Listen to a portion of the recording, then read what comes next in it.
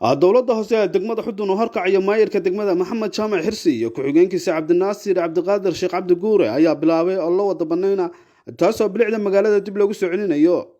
iyo buuxinta meelaha biyo fadhiisinada iyadoo lagu jiro xilli roobaadka waxaana ka qayb qaadanaya olaha wada banaynta qaybaha kala duwan ee bulshada wadooyinkan ayaa ahaa kuwa aad ugu dhibaataysnaayeen gaadiidka iyo dadweynuhu wana kuwa inta badan ay isticmaali jireen noocyada kala duwan ee gaadiidka aanu dadka reer Xudun ugu baaqaynaa inay hawsha iskaga garab taagaan oo wadooyinka xiran ay nala furaan hadday dhagax tahay iyo hadday wado xiran tahayba aad iyo aad baan ugu baaqaynaa inay hawsha nagala qayb qaataan xagga wadooyinka iyo xagga horumarka iyo xagga amnigaba dadka reer Xudun waa dad fiican waa dad hadda u soo jeestay inay ma garanaysaa degmadooda horumariyaan waa dad u diyaara dhalinyaro iyo waayeelba waa u diyaar idinkana waxaanu idin leenahay inaad iskaga garab taagtaan oo shaqada waa horumarkii degmada aad nagala qayb qaadataan ayaanu idinka baahannahay annagoo og inaad diyaar u tihiin misana waa idinku baraarujinaynaa inaad hawsha wax nagala qabataan oo wadooyinka nala furtaan oo bilicda magaalada soo saartaan oo nadaafadda magaalada nagala shaqaysaan inahaasaan ku soo koobayaa wasalaamu calaykum waraxmatullaahi wabarakaatu saaka halkan waxaanu ka bilownay horumar aad iyo aad u cusub in aanu buuxino wadooyinka jidadka aad u dayacan iyo wadooyinka xidhan inaanu furno ayaanu saaka bilownay iyadoo mashruucaas ay fulinayso dowladda hoose degmada Xudun bulshooyinka reer Xudun waxaan ugu baaqayaa in horumarka iyo nabadgelyada gacmaha la isku qabsado oo degmadeenu waa degmo weyn oo inaan degmooyinka aan laga reebin sideen hore ugu hadhnay in nabadgelyada iyo wixii horumaraya bilicdeeda soo celinaya gacmaha la isku qabsado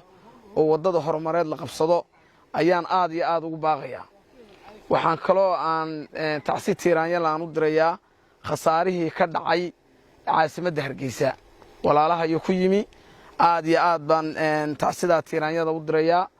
wixii wax ku gaadheenna waxaan uga baryanaa ilaahay inuu u boogadhayo wixii hanti kaga luntana ilaahay waxaan uga baryanaa in ilaahay meel ka dhow ka siiyo aad iyo aad baan idin salaamayaa halkan waxaan uga mahadnaqayaa dowladda hoose ee degmada Xudun iyo maamulkeeda shaqada wanaagsan ee degmada u hayaan hadeerna waxay bilaabeen wadooyinka laamigu iskaga dambeeya mustaqbalka ku heli doona laakiin wadada in la inoo hagaajiyo wadadii loo oran jiray jidka Soddonka si aan ugu sheego reer Xudun qurba joogi iyo qolqol joogba jidka Soddonka wadadii loo oran jiray taasoo leh dhul fara badan oo ka dhadaa dhul ay biyo fadhiistaan dhulkaasoo lagu samaynayo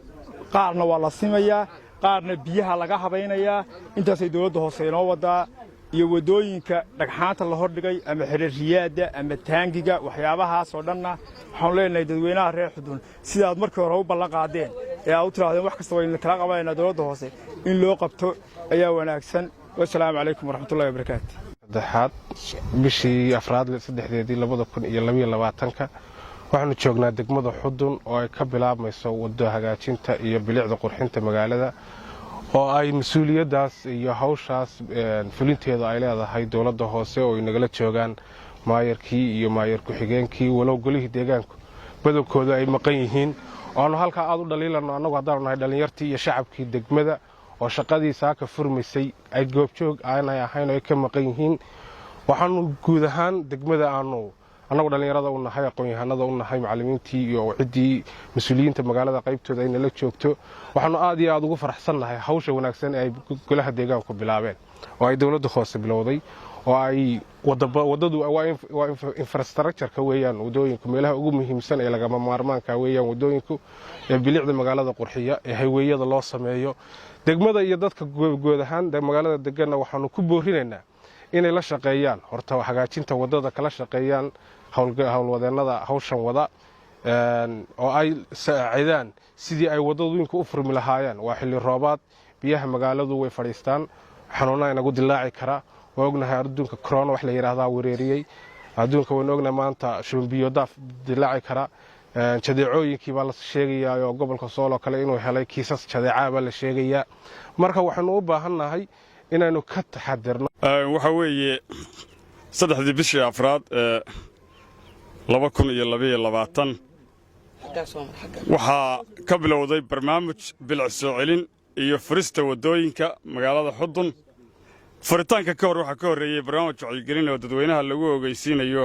in shaqada la qabanayo oo 5 maalmood socday oo ay xubnaha wacyigelinta iyo maayarka iyo maayar xigeenkuna uu goobjoog ka ahaa. ururada bulshada qaybahooda waa lala shiray. Arrinta magaalada aad bay xisay weydiisay waxa weeye 90% waxa la isla qaatay in lagu wada dhaqaaqo dadweyne iyo dawladba arrinta bilic soo celinta iyo wada furista iyadoo la banaynayo dhismayaasha fudud sida sandaqadaha iyo barandayaasha iyo xiriiriyada iyo dhaqanta hadhaaga ee meelaha la turturayo waxyaalaha soo dham waxaan isla qaadanay dadku inay horaba nadiifiyaan taana ceebta soo gaadhin insha Allah waan rajaynaynaa sidii loo ballamay wax waliba u dhacaan maayarka iyo maayar xigeenka iyo maamulka dawladda hoose ee barnaamijkan ka mid dhaliyay